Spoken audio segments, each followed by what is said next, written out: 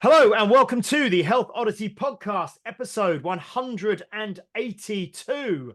And we are joined by a very special guest today. And I have to say, I was training a client of mine, Edith, today, who is a proud Scottish lady. And I did say we're joined by another one of your compatriots this afternoon. And it's the second week in a row that we've had I don't think we had a Scot on, maybe ever, or certainly for a long time. And now we've got 2 weeks in a row. Is that right, Pete? You're kind of thinking. I'm just thinking, of our diversity numbers. So we need to get someone Welsh on now, don't we? Because we haven't had that, I don't think. So We've had James Brees is Welsh. We've had James... he is. He doesn't sound Welsh though, so we need to get no, a. He doesn't sound Welsh. And Phil McDougall. Yeah, but he doesn't. He's in California, isn't he? Plastic Welsh. Okay, so we've got a couple of Scots in a row. Anyway, what we'll do, let me just introduce or welcome my usual co-host, Mr. Peter Lant. How are you doing, Pete? You all right? I'm doing very well. Yes. Yeah. Walk Bath's going to go through this weekend. It'll go through £1,000 raised for shelter. So that's a little bit of a landmark. So I'm quite happy with that. So yeah. And I'm seeing that the numbers, it looks like the numbers are up this year as well from last year. It looks like you're regularly getting more people participating each week, it looks like. Yeah, we had 19 people about 3 weeks ago and then 17 people last weekend. The weekend before that I wasn't here. But there was about 11. But each time there's like 6 or 7 new people coming through. So the actual number of people coming through is growing, but the repeat is similar. So then once those people start coming back, I'm going to have a bit of a problem.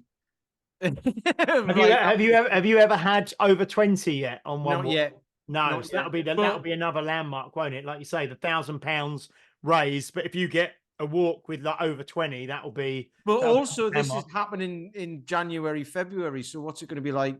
When the weather gets when it stops raining. Yeah. So it's quite scary, but it'll be a good problem to have because there's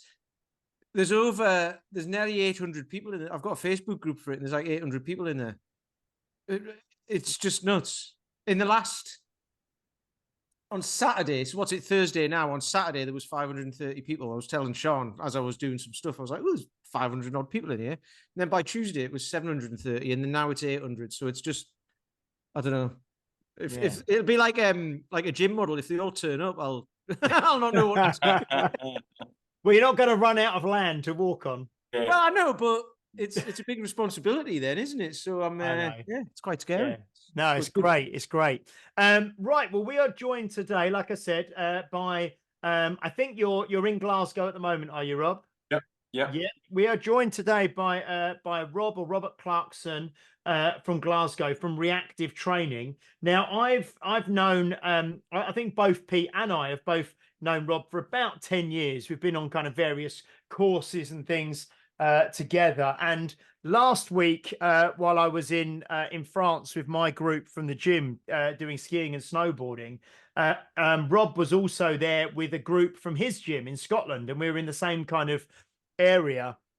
And we managed to meet up for one morning of a few hours of kind of skiing and stuff while Rob's members, a lot of them were beginners, I think, were doing lessons. So I caught up with Rob then, which was really nice to see him. And then I just sort of said, oh, we'll have to get you on the podcast. And then so when we got back, it was kind of like quick couple of messages, and we're joined by Rob today. So how are you doing, Rob? Are you okay? Great, yeah, thanks for having me. All good. Excellent. So I suppose, like we always say on these podcasts, some people we've known you for 10 years, but we've never really sat down. Yeah. It's like when I suppose when I say when blokes get together, but probably when everyone gets together, you just tend to talk about day-to-day things and what's going on. You never actually sit down with any friends and say, so tell me about your childhood or whatever, or tell me about how the business started. You kind of just go into things. It's always interesting knowing more about, people, individuals, where they came from, what got them to where they are now, how the business started, how your journey's been up to this point. So, I suppose, first of all, Rob, maybe, you're from Glasgow in Scotland. maybe just tell us a little bit about your background, you know, and your background in terms of training and career, and you know what kind of led you Sure. to open up reactive training, if that's all right. Yeah, sure. So when I was younger, I was always into sport. Played sport, played football, which is kind of big up in Glasgow. And then kind of growing up, I wasn't really sure what I wanted to do. Kind of like most young people. And I considered joining the military. Initially, actually, was going to join the Navy. And in Glasgow, the Navy, Air Force, and Army are all like next door to each other. So I was in kind of chatting our way to the Navy, and I was still in school. I was 16 at this time. And the Navy were kind of keen for me to kind of stay on at school till I was 18 and then kind of come back. But I was kind of ready to join. You know, I just kind of thought I'm want to kind of leave school and kind of get into it and do something kind of fun, physical. So went next door to the Army, and they were like, "Yep, come on in, we'll take you straight away." They were like ready for me, so I think I sat a kind of a test there and then. It's kind of on the computer, and believe it or not, I actually signed up as an engineer. I was an aircraft technician. That's what I started as. My parents were kind of keen for me to do some sort of trade, and kind of get into engineering. So I started there. But when I was in the army, I really enjoyed the training, the physical stuff, more than the aircraft. After a while, it just got a bit boring. I really enjoyed all the physical side. And I looked at kind of doing my PT course when I was in the army. I did. I don't know if you remember the old NABA course. Mm. Like it was an old kind of bodybuilding style course, and I was only young because I joined the army. I was 16 and a half actually. I had to get my parents to sign permission, which took a bit of talking round. And then I was probably about 18 when I did the NABA course. Didn't really know what I was doing. The army style of training was certainly miles away from kind of what I do now. It was kind of, you know, just push everybody and batter everybody as much as you can, and you know, the strongest survive, so to speak. So is Um, that what you, when you did this NABA, which I think is like the National Association of Bodybuilding or yeah, something, something you like know, that. were you then a trainer in the army? Were you then training other No, people? you kind of No. done. So within the army, you could do loads of kind of courses. They were really big on like development, like anything you wanted to do where it was related to your job. They did a lot of outdoor courses and stuff like that. They were quite happy, and there was always funding available, especially for like Pete was just talking about walking there. There was loads of stuff to do with walking. We did expeditions outdoors, all that kind of stuff, and that was, we were talking about skiing. I never actually skied in the army, but I kind of got introduced to the outdoors in the army, which I'd never did back home. So I did the NABA course as a wee extra, and I was kind of thinking that I would maybe, you can do a PT course, and then I did think about doing that. And then what happened is I had my daughter, so I was probably by this time to 21, still pretty young to be a dad, and she was back in Glasgow, and I didn't really enjoy engineering, and I was like, either do this for the rest of my life or, you know, change career. So I decided to leave. Handed in my notice in the army, and I wanted to move back to Glasgow. My daughter was born, so it was a bit closer to home. And then I kind of went back to uni and retrained. And I knew I was interested in fitness. I studied health and fitness at uni, did that. And initially, actually thought I was going to do teaching. I never really considered PT or opening a gym or anything. That kind of just happened by accident. I actually got, as soon as I finished uni, I managed to get a job lecturing health and fitness at a local college in Glasgow, and that, I kind of thought that was going to be me. So part of that was, we did a PT course, we did the NASM course. It was kind of included in the course, so that was kind of my introduction into PT, a wee bit more in depth than the NABA, kind of learning a wee bit more about it. But same as you guys, it's a bit like doing your driving test. You don't really learn until you start driving and kind of getting out there working with clients. So I was teaching students, and part of the course, it was an HND in health and fitness. We also did a bit of sports coaching, and I was quite involved a lot in sports, especially football. Did a lot of coaching there, and from there, actually, the age group of my colleagues in the college was a lot older than me, so I was probably mid-20s by this time. I'm 44 now, for kind of reference. So 20 odd years ago, and a lot of my colleagues were 50 plus, and they were looking for coaching, training, and it just kind of started by accident. Initially, some people would come and say, "Do you fancy doing a lunchtime class?" And it was mostly group training that I kind of did. And then it just grew arms and legs. I had 5 people, then 10 people, then 15 people, 20. And then, can you do an extra night? Can you do a third night? Can you do a fourth night? And initially I was just using the college gym, but as it started to grow, there's a wee bit of conflict of interest, and I didn't want to kind of cause any issues there, especially when you're kind of charging and kind of getting a business up and running while you're obviously getting paid to work there. So then I was looking at external venues. Initially we started off, we were just renting space in another gym. That was how I got started, and then word of mouth. Didn't know anything about marketing, didn't know anything about fitness, and still it was kind of a hobby because I was still teaching full time. So still teaching fitness, working with clients, which was good. So kind of a wee bit experience to kind of pass on to the students when you were teaching them there. And then I started getting really into the education side and doing loads of courses. Did the Strong First course, did SFG1, SFG2, barbell course twice. I did that one. Did Dan John's course with you. I spent a fortune on courses, and I fell into that trap of feeling that I had to keep doing more courses and more courses, and that I felt like there was something I didn't know. And looking back now, I probably should have just spent a bit more time, implementing the stuff that I did learn on the initial courses. And I think as a new coach, it's easy. It's kind of hard when you start your own business and it's just you, so you don't really have any guidance. And most of the contact I was having with other coaches was on these courses, so I kind of enjoyed that.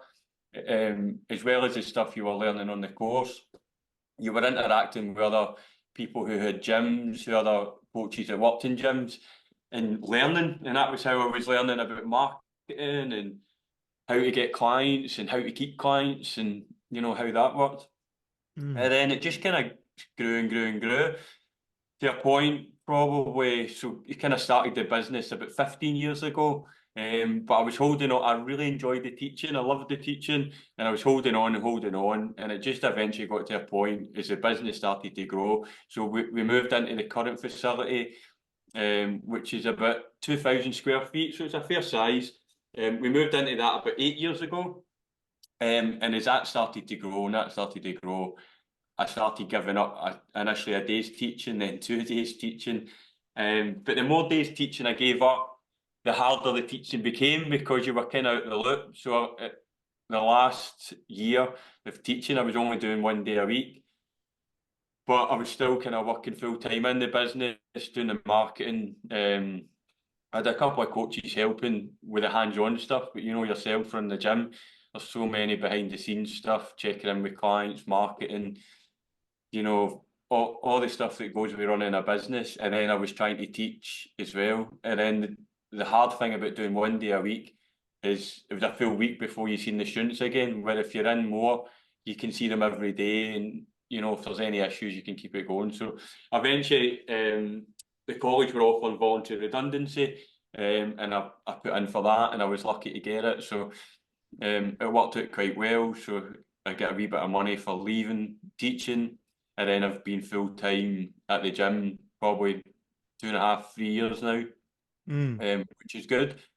And there's been ups and downs. COVID happened not long after I was just about to give up the I had that safety blanket of the teaching, and I probably could have just went full time with the gym years and years ago, but I thought, like, it's a wee safety blanket. And then COVID happened, and I was like, oh shit, what's going to happen here? It was really good, and I think much like your gym, James, we've got a brilliant community. It's not just a normal gym. Like, not many gyms, you go ski trips with your members. We do loads of things away from the gym. And although we closed over COVID, everybody, you know, stuck by the gym, you know, kept paying their memberships. We did a wee bit of Zoom stuff, but we had loads of members that never even did any Zoom, and they were still paying, and that kind of allowed us to keep the gym open. And then since we opened back up, we've just kind of been growing and growing and growing, and things are going well. Probably at the point now, and I said that to you when we were away, maybe looking for a bigger place. But that comes with its challenges as well. Yeah. So I mean, there's so much ground there to cover that you've just kind of explained, you know, the whole journey really. In terms of you know, reactive training, I mean, maybe has it always been called reactive training? Did you call it reactive training from the start? And what was the kind of thinking behind that? What does that represent to you? Sure. It's actually quite like the way it's worked out really well. But initially, it was really looking for a name. Like we were looking for, I say we, but it was me. I was looking for a name that you could get an Instagram handle, a Facebook handle that nobody else had. And we were searching and looking for different names. Initially, it was Reactive PT. And then because it was just me and I was just doing PT and working in basically the college gym in there. And then as we started going to a gym, it just evolved into reactive training. And where it kind of fits in is a lot of our members generally don't have much experience of training, especially in all functional strength training. They've maybe did some classes, a wee bit of cardio, they've maybe did, you know, some diets and stuff. And it is, rather than being proactive, someone who's maybe starting from a young age and, you know, they're getting ahead of the game. A lot of our guys are coming with bad habits and we are reacting and kind of helping them kind of change that and kind of change their life. And probably the majority of our membership would definitely be over 30. We do have some younger members, but the majority, we have a lot of members in their 50s, 60s, 80s. We've got a couple of members in their 80s. So yeah, it kind of fits into what we do now. Yeah, so I suppose it's like I suppose it's a lot of the people that we talk to on the podcast, and a lot of the guests that we have is people who maybe come to training or fitness a bit later in life, and even like yourself, Pete, wasn't it? You were like what, mid-30s when you kind of when I was well old when I did my SFG1. I was 37. Yeah, I remember chatting. I think you were in my group, and I remember chatting to you. And you were still fairly you were just kind of getting into kind of similar time as me as well. Yeah. Yeah, I remember that, and it was really scary because I think it was a year after I'd been made redundant, and I became a PT in the January. And then I was there in the November with you, and then it was like surrounded by all these people who seemed to know what they were doing. And Yeah. I was just like, I remember I was much the same. I kind of signed up for it, not really knowing much about it or what I was letting myself in for, and I got a bit of a shock when I did the weekend, especially things like the snatch test and that. Yeah, I was like, I remember not long before that I went. So there's a place up here called Strength Shop. They do a lot of kettlebells and weights. And I've bought. They're amazing, by the way. Yeah, they've got some good stuff. I bought a 48 kilo, a beast off them about a year and a half ago, and it was something like 120 quid, and it got delivered like within 48 hours. I was like, they're not that far from me, maybe about 20 minutes, right? But this was back when you could only get 16, 24, 32. That you didn't get really any bigger or any kind of in between weights. But I remember going to pick them up, and I struggled to get the 32 in the car. I was like, who the hell uses this? I was thinking like world's strongest man and thing. I'm like, who uses this weight? And then I went down to the setup, and like loads of people were using it, and I'm like, oh, I kind of felt a wee bit out of my depth. Just because I was unprepared and I didn't really know what I was doing. It was a bit of a wake-up call. Yeah. I think a lot of people though, I'd say back then, and I think I possibly might have done my SFG one the year after you guys, but I'd done No, you did yours in the May. They used to do 2. Oh, It was okay. mid-November, and you did yours with Dan John like 6 months before us. Ah, okay. I And know that. I I know remember when you did yours, not you doing it. I remember when I remember I did the HKC, which was the back in the day of the RKC, which was the hard style kettlebell certification, which was the 1 day that they used to do. And I did that back in about 2010, I think.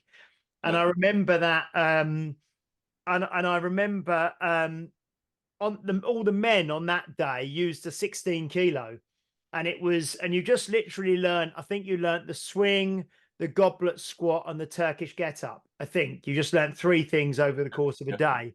And all the men, you know, they had loads of 16s.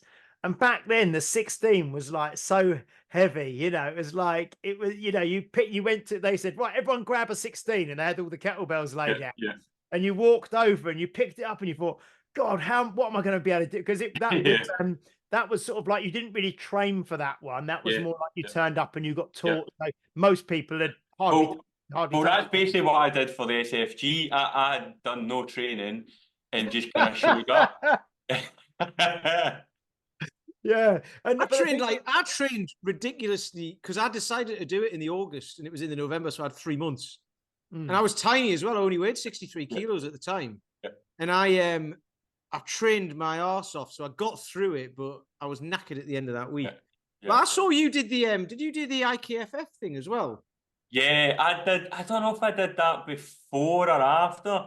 I think it may have been after. It was after, because I saw you posted your thing on Facebook or something. You doing the test. I forgot about that one. That was a different kind of hard because obviously the technique's so different as well. It's a wee bit more kind of sport technique. Yeah. So I went from is that Steve Cotter? Cotter, yeah, because we had Steve Cotter on the podcast, didn't we? Yeah, and it was good, but there was a test. I can't even remember what the test was. The test at the end was pretty grueling as well. It was like a different. I know what it is, because there's a guy who I was training online called Bernard who wanted to be able to do it. 20 kilo, wasn't it? It's 20 kilo, but I'm sure it's 20 kilo, the test. Yeah, it's 100 hand-to-hand swings. Yeah. Then it's something like 16 presses each side. Then it's like 30 half snatches each side or something. And then you do a bunch of squats, 30 goblets. Yeah, and you're not allowed to put the bell down. It's like continuous. But you've got to do it at a certain cadence. Certain cadence. And I'm sure it's like 10 minutes or something. There's a time limit for it as well. Again, I didn't know what I was doing for that one. But I was always like, do you know what? I wasn't scared of failing. And I always thought, at the very worst, I'm going to learn on this course and I'll implement it. And if I need to reset it, then I'll reset it, you know, rather than no going. And I got loads out of every course I've done. I've got loads out of. I've got a question for you, but before I say it, at one point, I remember seeing you, because you were on Facebook quite a lot, as we all were at the time, and like maybe it's not as much now, sort of thing. But you just were on courses, or you were talking about it earlier, and I was like, yeah, he goes to loads of these things. But didn't you do you did an endurance thing, didn't you? You were in the paper for it. I did actually. What was that? So that was a good few years back. It was 1,000 miles in the year. That was running, yeah. I used to always kind of like try and set myself challenges, and 1 year I was like looking for something to do, and this thing popped up online, and it was called the 1,000-mile challenge. So you had a year to do 1,000 miles, and you recorded it. I think I used Strava, and it would link up to the guy who was running the course. And what I also did is each month I booked like a couple of different running events, just to kind of like small goals to get me to the big goal. But and I ran a marathon that year. That was my first ever marathon. And in hindsight, I probably did too much, overtrained. Didn't know what I know now. I went from not really much running because I was, you know what it's like. Sometimes you go down a rabbit hole, and I was right into the strength. So I hadn't really ran since I was playing football. So that was kind of why I wanted to get back into it. So I went from kind of zero running to, I think it worked out roughly, it was about 3 miles a day you had to do. But if you miss a day, 6 miles. You miss 2 days, 9 miles. So it was pretty challenging. I was running on Christmas Day, and I was running on like the very, very last day to kind of get the miles in. And I raised quite a bit of money for Childline. I think I raised over £1,000. I was doing a wee bit of volunteering with them at the time, and it seemed like a good cause, which was brilliant. But that was challenging because the marathon did an ultra as well. I think it's 50 miles I did. But I injured myself on the marathon. I think the marathon, it was the Edinburgh Marathon, and it's in May. So I only started in January, which wasn't long to go from 0 to 26 miles. So I'd got up to about 18 in training, felt great, and I thought I'll be fine. I got to about 22 miles in the race, and my legs just went. Like, my lungs and everything was, I felt I had a good pace, and I was feeling great. My legs just went. Couldn't do any more. And that took me, I had about 2 weeks recovery. So that was 2 weeks of no running, and all my miles built up. So that was a challenge, definitely. It's funny because it's one of those things. 3 miles a day doesn't sound very much, does it? Yeah. Well, you can do that in what? I mean, like, I don't know, if you run even 10-minute miles, half an hour a day. Yep. But it's every day. It's every day. And like you say, you miss a day and then it doubles. That's a lot. Because I was just thinking, like, 1,000 miles over a year doesn't sound that much. And I worked out 19 miles a week. But when you put it like that, I'm like, yeah, that's sod that. Yeah, it's a recovery. And when you're doing events, probably if I never added in the events, so if you're doing 26 miles, you need a few days off, but then you still, do you know what I mean? If I never had the events, I probably would have done it smarter. Have you ever heard of the Marcophone? No. So it's this thing. We did it this year with our members, and it was pretty cool. It started, I don't know, maybe about 10 years ago. And it's kind of a Glasgow thing, but it's expanded, and it's a guy called Marco who came up with it. And you run 5 kilometres every day in December, or 25 minutes, whatever comes first. And it has to be kind of outside in the elements. Obviously, December's a bit of a rubbish month for the weather, especially up here. So we did it with a member. We've been trying to do it for the last couple of years. But obviously, you were mentioning Hryrox, which involves running. So we've kind of got the members into the idea of running, and we did it in December. And that's a challenge, 5K every day in December, especially with the weather. That was quite tough for our guys. Yeah. So yeah, you just mentioned Hryrox there, and I saw on your website and your Instagram and things that I think you're like I don't know if it's like an affiliated facility or something like that. So, and we have spoke to a number of people, haven't we, Pete, over the last it seems really over the last couple of months. Everyone's doing Hryrox. Everyone's So, we had a lady at the gym, Laura, who was in earlier, who just did I think it was a couple of weeks ago in Manchester, and then she's going over I'll meet some guys there. Yeah, and then she's going over to Malaga, and then there's a group of them from the gym doing the one in London, I think in May, around May 4th. Yep. So how did you get involved in that, and what does being like a Hryrox sort of affiliated facility, what does that mean, and what do you do for that? Sure. So they call it partner gym affiliate, kind of similar to CrossFit. We get mentioned on the website, and then the probably the biggest benefit you get is you get pre-sale access to tickets. And I don't know if you know, but it's super hard to get tickets. So they just launched Birmingham yesterday, which is the first race of next season. They sold out within 20 minutes. So pretty much, if you're not a partner gym, you're probably not going to get tickets for the events. It's blown up massively. Is this like tickets to compete? Yeah. It's honestly, Pete, it's crazy. So partner gyms at the moment, we get 75% of tickets. We get 40 hours pre-sale access. There is other benefits, like there's marketing benefits and stuff like that. There's directories and there's partner benefits, so like Red Bull's a sponsorship. There's some other sponsorships, and we get discounts. We get 10% off tickets as well. So I think it's probably about £1,200 a year to be a partner gym. Kind of similar to CrossFit. The reason we got into it was the members, actually. So we were working, and a lot of our stuff that we get into is always member led. So if you remember, it came to Glasgow. Probably if it never came to Glasgow, I don't know if it would have been on our radar. So you know what it's like. A lot of the big events are normally done south. Not very many things come to Scotland. So the fact it was in our home city, this was last year. So there's one coming up in March. So this was last February actually.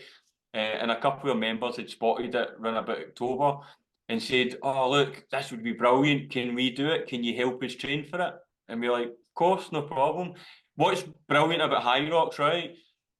It's simple. It's not easy, but the exercises are super simple. There's no a huge skill level. It's not like learning a snatch or a clean. Like anybody could do it. Anybody could take part, but not anybody can compete. Like the guys competing are serious athletes, like top conditioning and strength. But like it's open to anybody. We've had members in their 60s compete. And we've had, members podium as well. So there's a big difference between people taking part and people competing to podium, which is great. So you've maybe got members in your gym that want that competition, and then you've got members in your gym that just want to take part, and it's really open. And the way it's done, they have like waves every 5 minutes. So unlike a normal competition where, say, you just want to take part, you maybe feel like you're at the back or like people are ahead of you. Because there's waves, there's always people ahead of you, and it's in an oval track, and there's always people in front of you. So you don't really know where you are unless you're competing and you're timing everything. So the athletes who are competing know, but for everybody else, it just feels like a bit of fun. They've got DJs playing, music playing. There's some atmosphere. It is absolutely bouncing. A bit like, did you go to the Bergerie when we were skiing? Oh yeah, no, I know what you mean. So it's like that. It is literally like that as you're running round. You can't even get spectator tickets now. The spectator tickets are selling it. So there's maybe about 6,000 to 8,000 people there. Our members love it. It's good fun.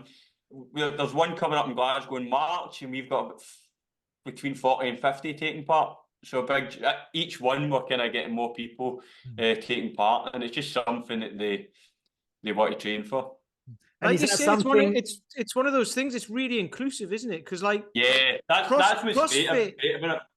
CrossFit was kind of, like turn up and you'll be doing Olympic lifting for reps and stuff like that. But people could still come along to the gyms and start from the beginning and all of that, because it got a bad name for like getting grannies to do stupid things, wasn't it? It's like, no, that doesn't happen, or it does in some, but no, I think that's the big difference between CrossFit.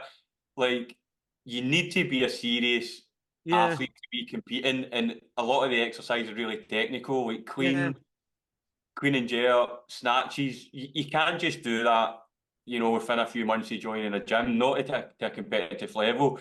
Anybody could walk straight into a Hryrox, like, and go at their own pace. Like the running side, you can walk, you can jog, you can run a little bit.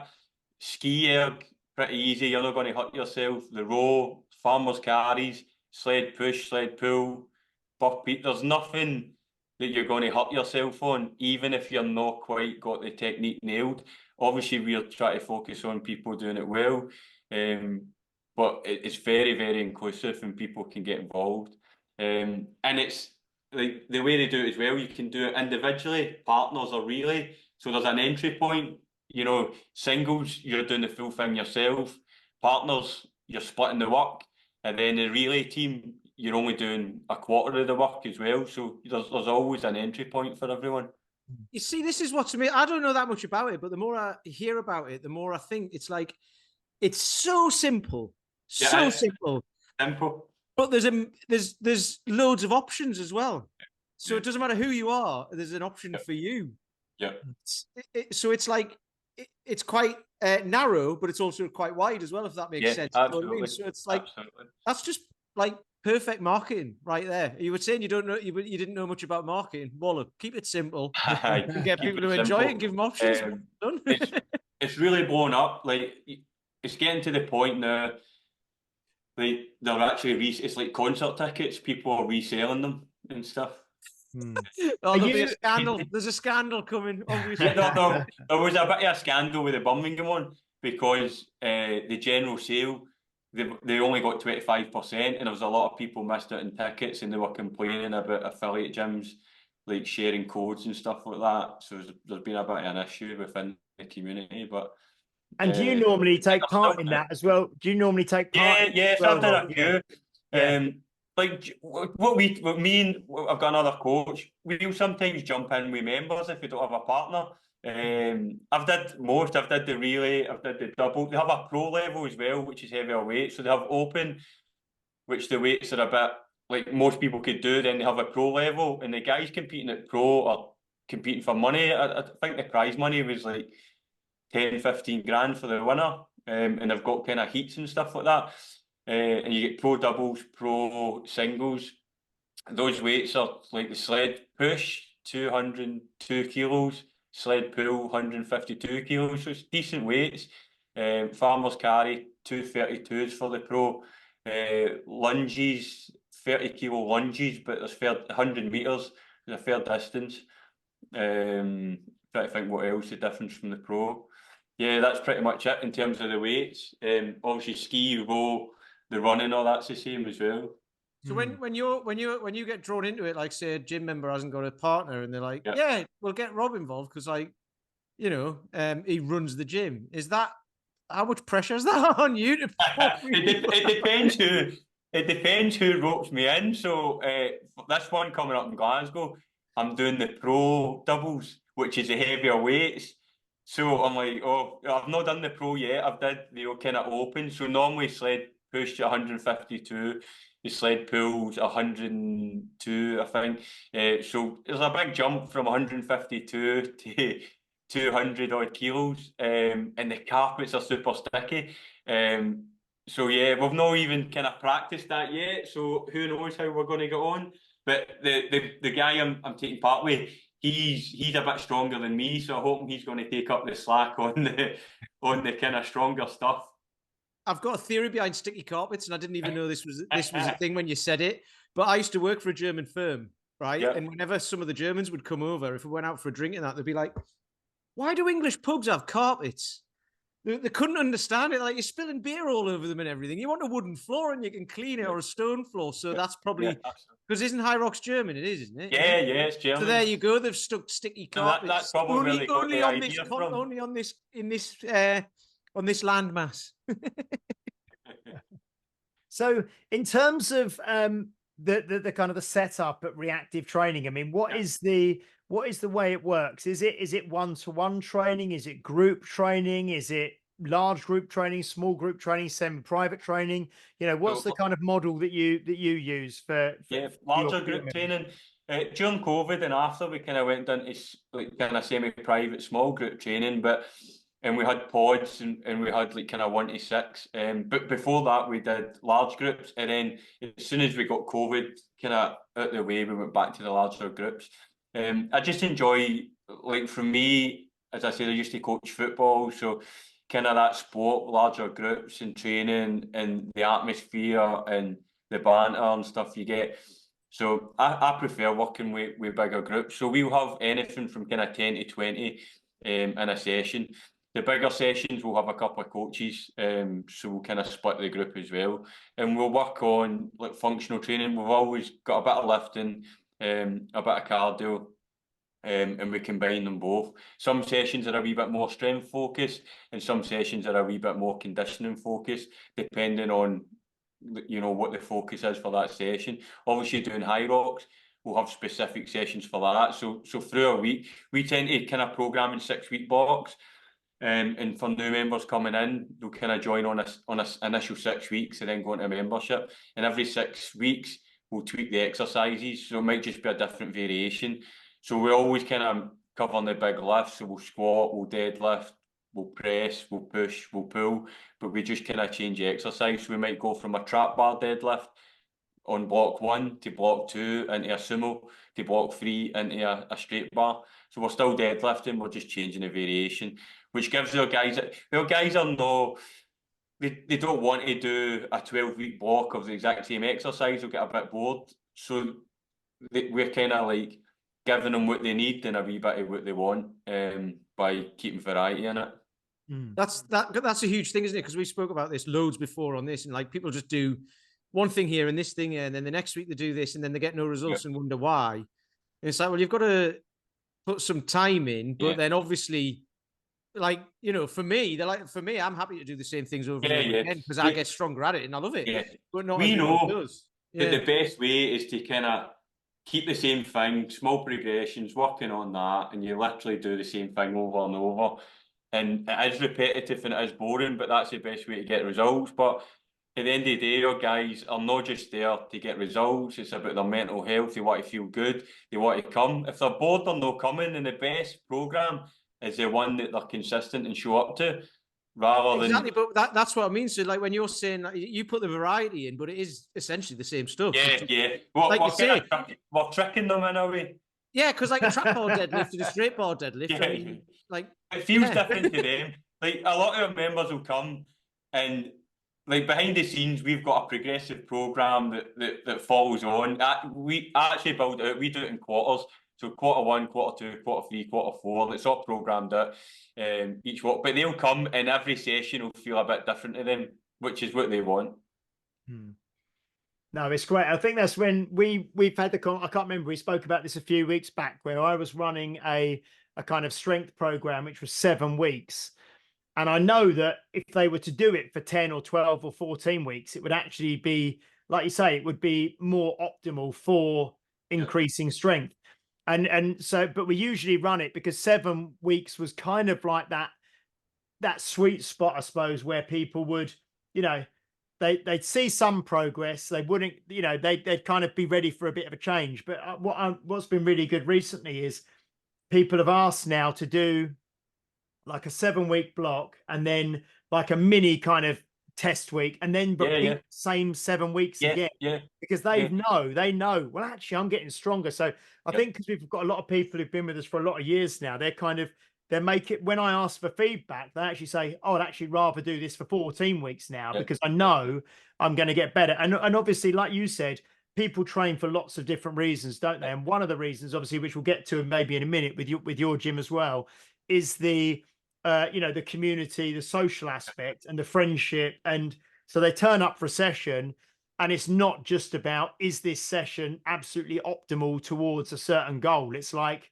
I'm turning up, I'm meeting friends, I'm having a bit of fun. It's getting me out of the house. I'm, you know, feeling stronger. I'm feeling more confident and all the rest of it. So in terms of, we touched on it right at the start in the kind of intro.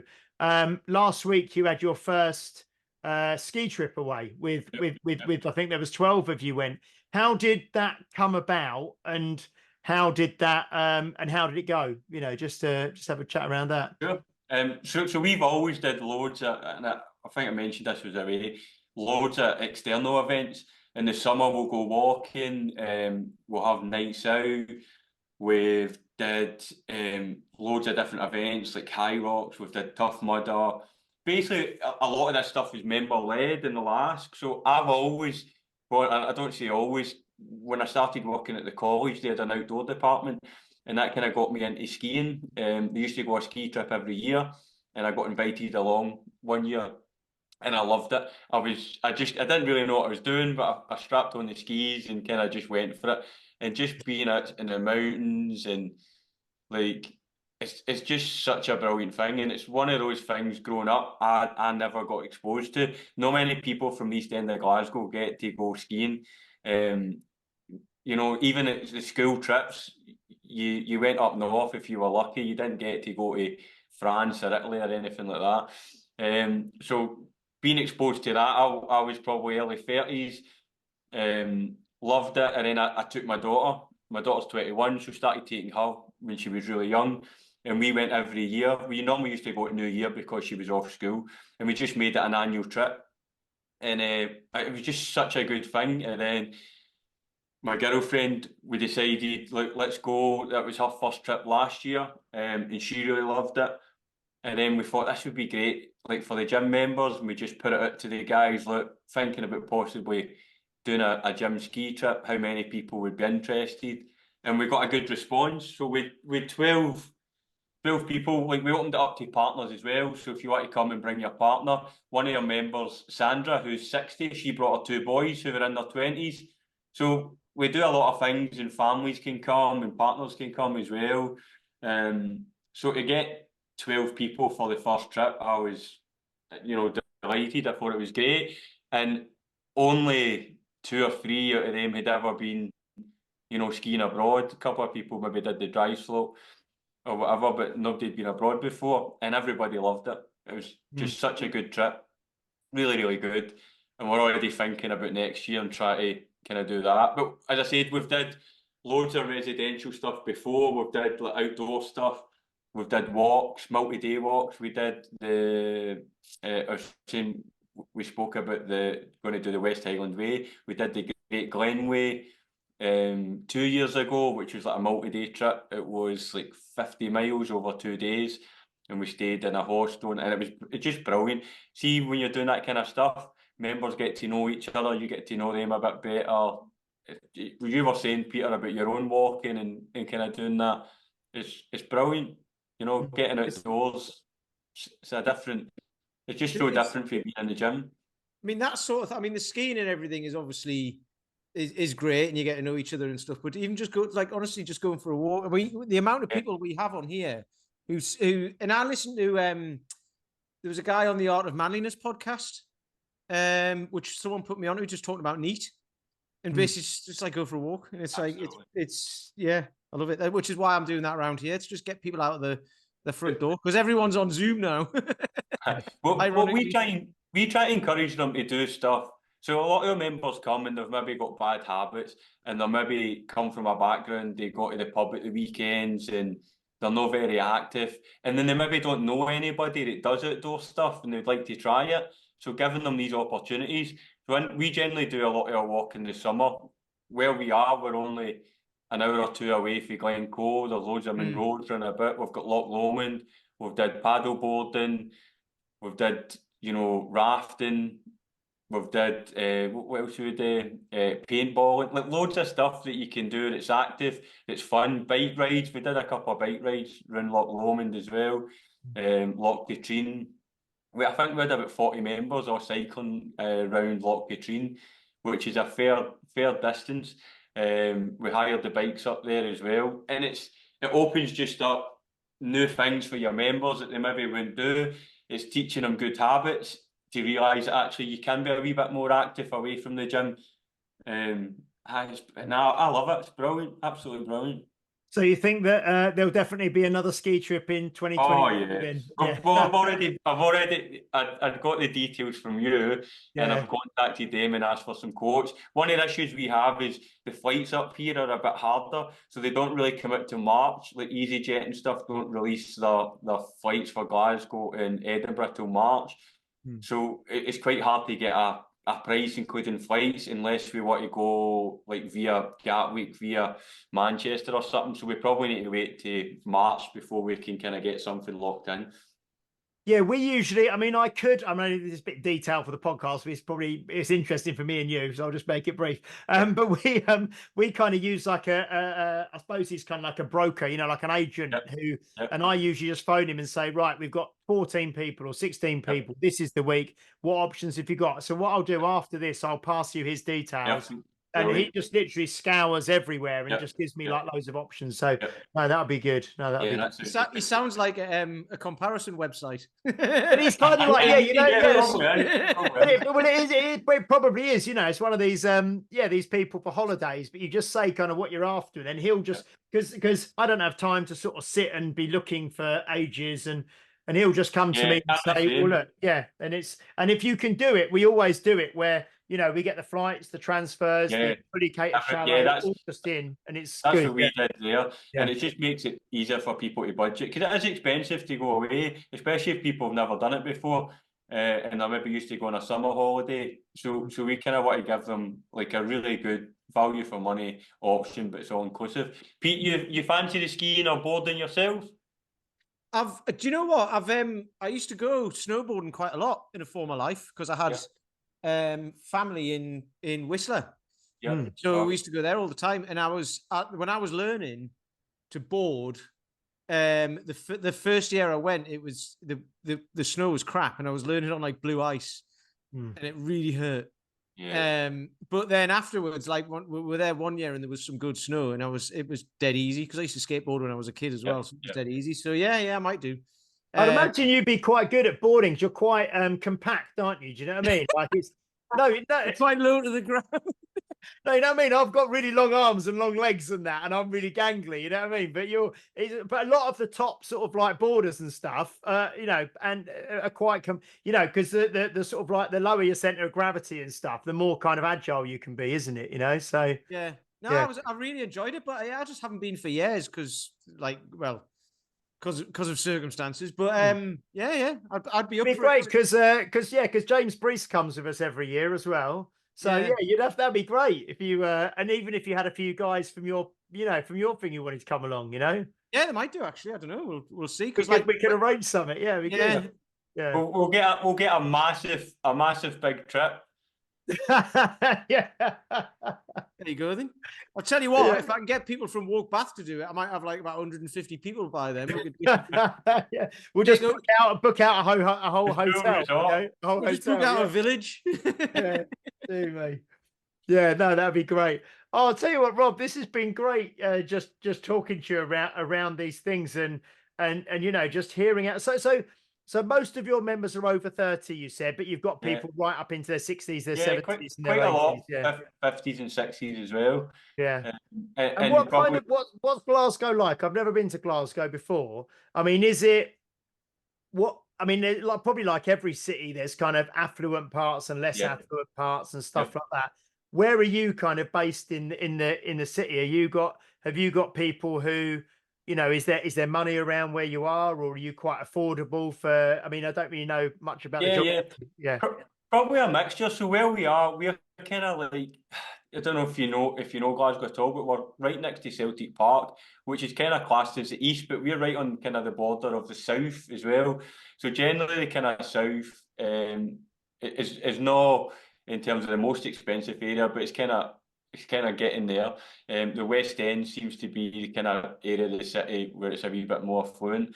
In the East End, kind of working class and stuff like that as well. So we've got a big kind of catchment area, and we've got people from all areas of the city that come. And like price wise, so we've recently upped our prices. So we're a wee bit different. When we first started, it was probably undercharging as well, but just as you start to grow and what you're offering, and we have sessions on almost every day, other than a Friday is the only day we don't have sessions. So the amount of sessions we've got and the coaching and the nutrition and everything that we've got, I wouldn't say we're the cheapest, but we're not the most expensive. So our membership's like 196 a month. And that's unlimited. They can come along, and that includes nutrition coaching as well. And a lot of our guys are looking for nutrition coaching. So it's like just under 50 quid a week. And we always say to our guys, you need to be coming at least 3 times a week. You can come more. We've got some people come 5 times a week, but kind of 3 times is a sweet spot for us. And if you're coming 3 times a week, you're getting really good value for your membership. Yeah, and if you're coming 3 times a week and things aren't moving in the right direction, then the problem is not in the gym; it's outside of the gym, isn't it? Yeah. So That's great as well, because people might look at gym membership being like, well, it's like 40 quid a month, and it's like, yeah, but in your place you get coaching, you get you know, all of that, you get the nutrition coaching and everything, and that'll end up costing you 500-600 quid a month if you don't do personal training. And so sometimes when people kind of contact us, especially if they've no experience of the gym and they don't know, they think that we maybe run like a class, like a kind of body pump or something like that. You can pay £10 pay as you go, and sometimes you just trying to explain to them, well, that's not what we do. You're getting personal training. We're teaching you how to progress your lifting, how to get stronger. Some of the stuff we do is technical. We maybe have somebody coming in and they start off just goblet squat with a kettlebell, and within 6 weeks we're maybe getting them working towards, you know, double kettlebells, maybe on a barbell, you know. So it's a progressive program, and we're going to work on you to not just get you fitter, but help you move better, improve your skill, and keep you safe as well, and get you confident in the weight room.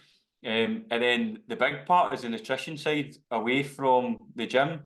I always say to everybody that's starting this, the easy part's the gym. All you need to do is show up. We'll take care of it. You walk through that door, and me and the coaches will take care of this side. I says, but you need to take care of the side away from the gym. And part of that is just being accountable. And then we use software. We use Trainerize for the nutrition side. Don't know if you guys use any software.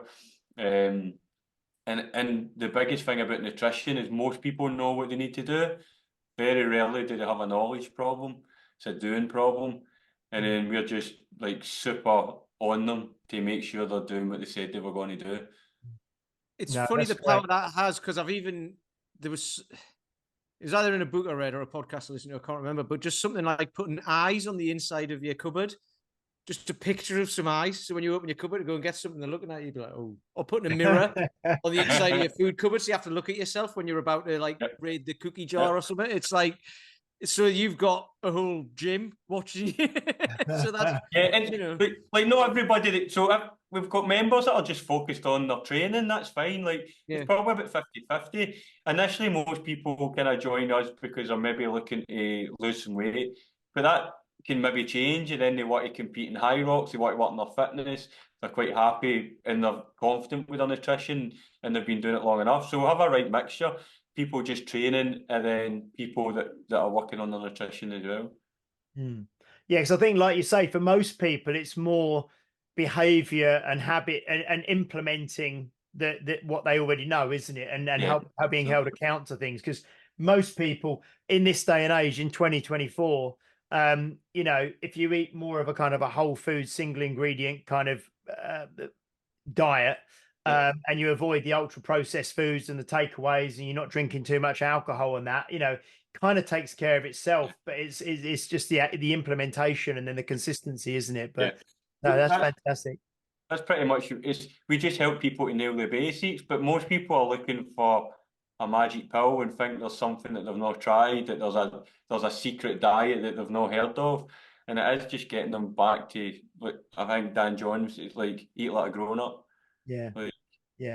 And it's like, it's along with training as well, isn't it? People think there must be some secret program, there must be some secret exercise or technique I'm not learned, and it's just do the basics consistently for, well, like when we had Fabio on, isn't it? Do the basics consistently for 40 years, and you know, you just got to do it. It's not. There's no rocket science. There's no secret that needs to be unlocked. You know, it's just do what you know you need to do consistently. You know, so Central Intelligence, the film. Have you seen that? I have years. Oh yeah, with The Rock and Kevin Hart. Yeah, and he goes, "How do you get like that?" And he goes, "I just did one thing." And he goes, "What was that?" He goes, "I trained twice a day, 6 days a week for 20 years." And he goes, "Oh." Deary me. So Rob, I mean, if people are listening and they want to, either if they're in Scotland or near Glasgow and they want to kind of find out more, or just people anywhere who want to kind of who've been interested by what you've said and want to kind of follow you and what you do, you know, at Reactive Training, what's what social media platform are you most active on? Where's people good to go to see you?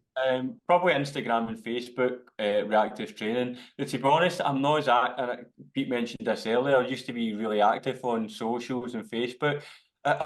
For me, I've been trying to take a step back from that. I just kind of feel like there's a point when you're spending more time on socials than you actually are in person. And just for my own mental health and stuff, like, I'm not as active as probably I was in the past, but we'll post regular updates and stuff.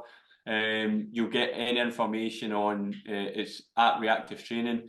We'll get a website as well. You find it's Reactive Training. And if people are in Glasgow and they maybe want to drop in for a session, especially guys it's maybe at similar gyms and they're looking for maybe a drop in while they're travelling, just drop me a message and we can always try and accommodate people as well.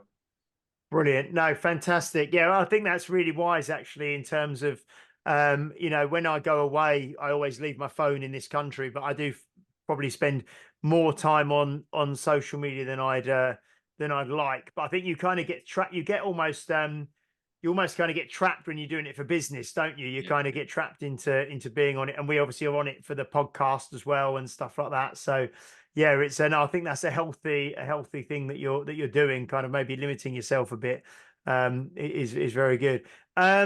Pete, as we wrap up, have you anything you'd like to, any final thoughts or anything you'd like to say as we kind of wrap this one up? No, I think think that's great. We've covered quite a lot of stuff. It's just been good to chat to Rob because I haven't seen him for like it's like been 9 years or something.